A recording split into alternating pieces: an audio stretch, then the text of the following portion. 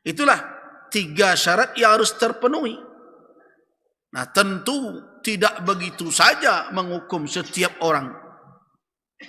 Yang akan menetapkan seseorang itu murtad dan berkonsekuensi kepada hukumannya nanti adalah orang yang punya kewenangan tentang itu. Qadi yang menjadi pemegang kewenangan untuk meletakkan hukum tersebut. Jadi tidak setiap orang. Nanti kalau begitu ada saja sedikit, kamu murtad gitu. Karena itu tidak sembarangan mengkafirkan orang, memurtad atau mencap seseorang murtad. Nah, bagaimana kalau memang telah berlaku seluruh persyaratan, kemudian ditetapkan bahwa dia adalah murtad, apa hukumnya? Hukumnya adalah wajib dibunuh berdasarkan kepada sunnah dan ijma' ulama. Nah, di dalam hadis yang riwayatkan Imam Bukhari dan Imam Muslim dari Abdullah ibn Mas'ud radhiyallahu anhu, dan juga dari Ibnu Abbas, tegas mengatakan bahwa hukum orang murtad itu apa? Mati. Dalam hadis yang diriwayatkan oleh Imam Bukhari dari Ibnu Abbas, apa kata Nabi sallallahu alaihi wasallam? Man baddala dinahu faqtuluh. Siapa yang mengganti agamanya, bunuh dia. Jadi hukum buang dalam masyarakat Minangkabau masih ringan itu. Nah, begitu juga hadis dari riwayat Imam Bukhari dan Muslim dari Ibnu Mas'ud radhiyallahu an, la yahillu damu mri'in muslim illa bi ihdas thalath. Tidak halal darah seorang muslim melainkan salah satu dari yang 3 yang menjadi alasan kehalalannya, boleh dia dibunuh. Yang pertama as-saibuz zani, orang yang sudah menikah berzina, muhsan namanya. Ya, orang yang sudah pernah menikah berzina, hukumannya bukan cambuk tetapi batu sampai habis, sampai akhir kehidupan, sampai dia mati. Kemudian berikutnya adalah at-tariku lidini, orang yang meninggalkan agamanya, murtad. Yang ketiga al-mufariq lil jamaah, yaitu orang yang melakukan tindakan bogha, memecah belah jamaah umat yang menyatu di dalam satu iman yang memenuhi persyaratan keimaman. Jadi ini tidak sembarang pula dilakukan, karena dahulu ada pula yang memakaikan ini kepada orang yang beroposisi dalam suatu pemerintahan yang memang menganut sistem pemerintahan yang memiliki oposisi. Itu jangan dipakaikan kalimat bogha, wah ini keluar dari jamaah, bunuh. Tidak bisa begitu. Dahulu kan ada ketika orang demo-demo, keluar pula fatwa. Nah, sekarang ada saja yang tukang fatwa yang bisa disuruh begitu. Jadi kalau orang mengkritik, orang melakukan suatu gerakan yang dibenarkan menurut aturan yang disepakati di dalam suatu negara yang di situ negara itu tidak mengakui bahwa dia memakai sistem Islam, jangan berlakukan pula istilah boghat berbagai macam di situ.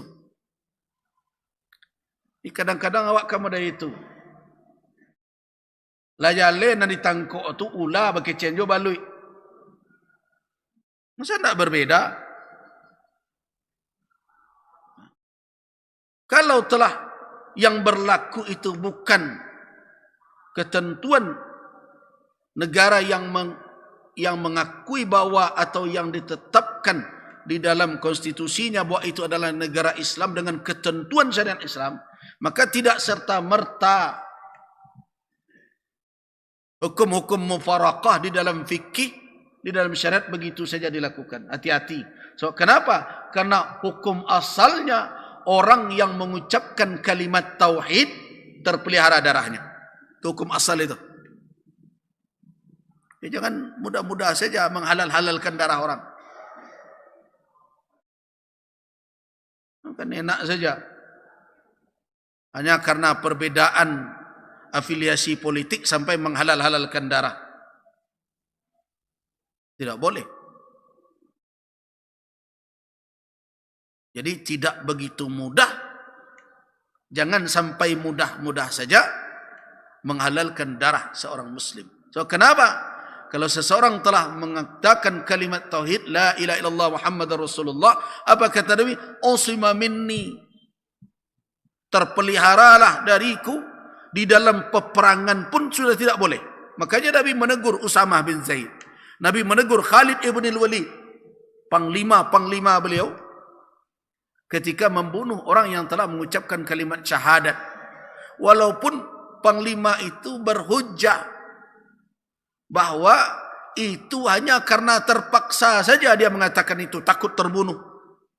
Tapi Nabi tetap mengatakan in qalah, kalau diucapkannya itu terpelihara darahnya, terpelihara hartanya, terpelihara kehormatannya. Nah, jadi karena itu ketika seseorang melakukan perbuatan yang berakibat halal darahnya, harus ada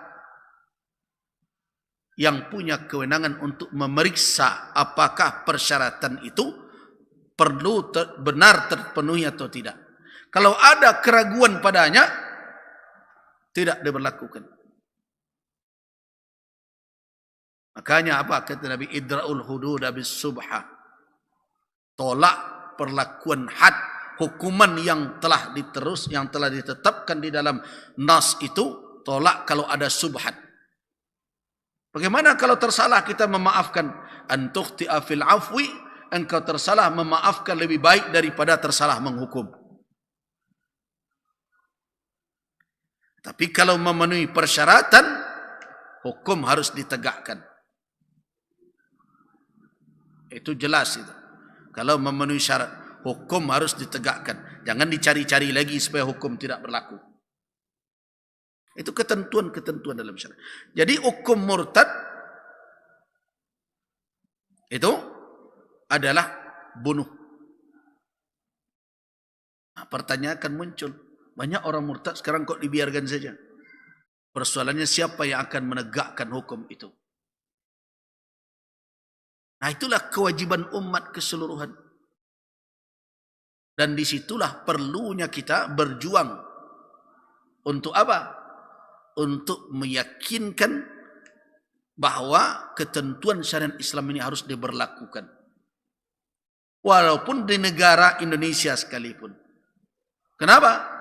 Karena bagian dari ajaran agama dan tidak bertolak belakang dengan Pancasila dan Undang-Undang Dasar.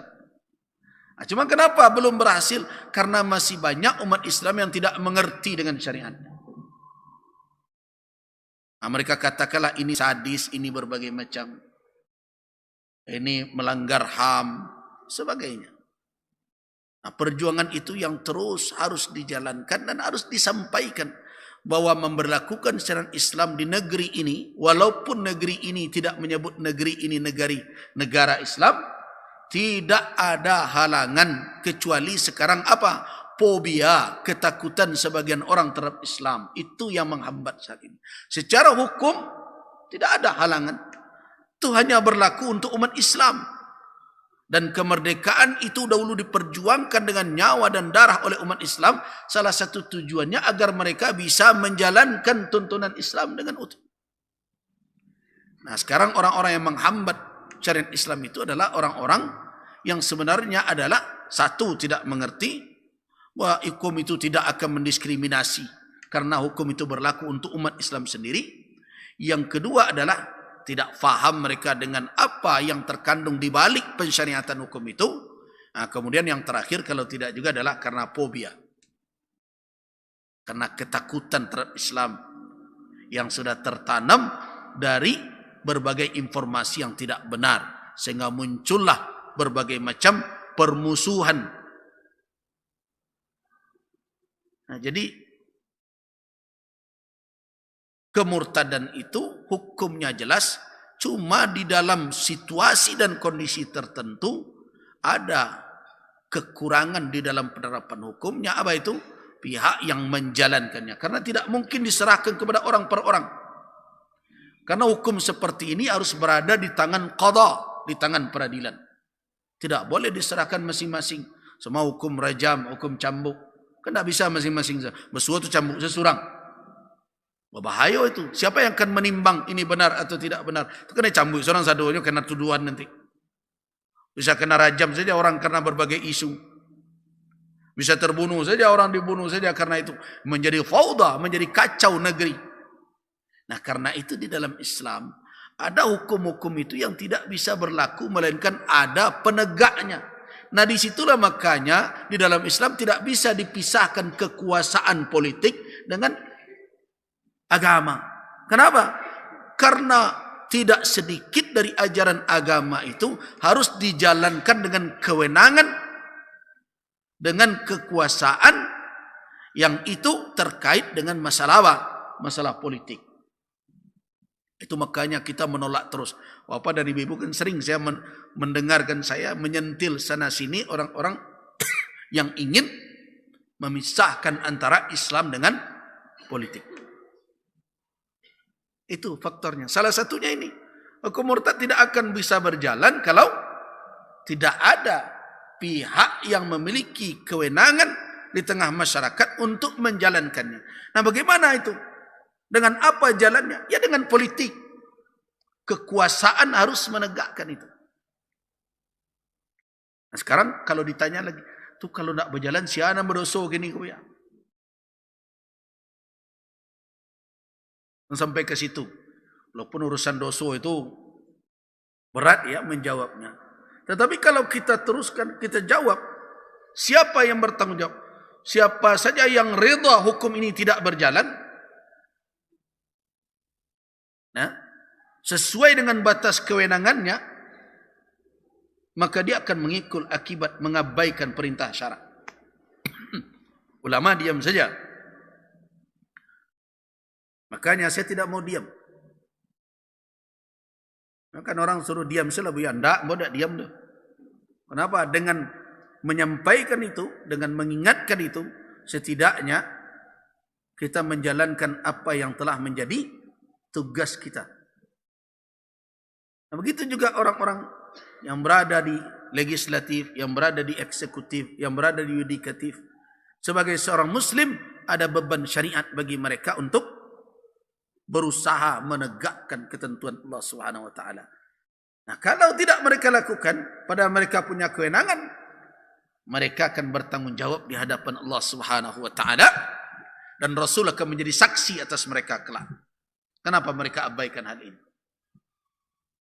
Apakah mereka menganggap hukum selain Allah lebih baik daripada hukum tetap oleh Allah Subhanahu wa taala?